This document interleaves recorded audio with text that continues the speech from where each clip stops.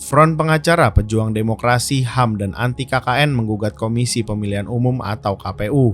KPU digugat 70,5 triliun rupiah ke Pengadilan Negeri Jakarta Pusat pada Senin 30 Oktober 2023. Gugatan tersebut dilayangkan oleh seorang akademisi sekaligus dosen dari Universitas 17 Agustus Banyuwangi, Dr. Brian Demas Wicaksono.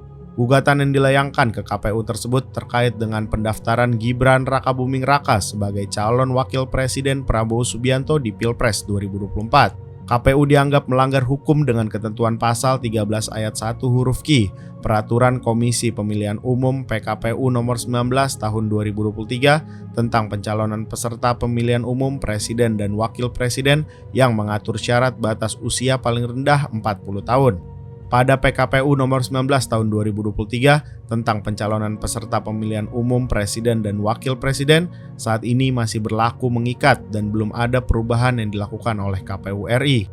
Sehingga seharusnya dalam melakukan seluruh perbuatan hukum dalam berbagai tahapan pencalonan peserta pemilihan umum presiden dan wakil presiden, KPU RI wajib tunduk dan patuh pada PKPU nomor 19 tahun 2023 tentang pencalonan peserta pemilihan umum presiden dan wakil presiden.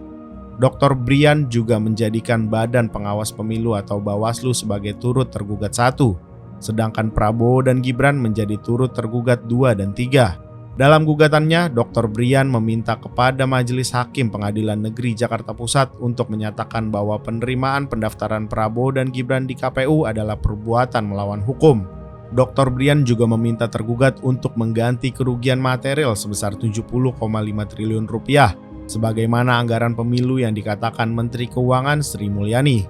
Sementara itu, kuasa hukum Brian, Sunandiantoro, menilai seharusnya pendaftaran Capres-Cawapres dilakukan dengan beberapa tahapan sesuai dengan PKPU.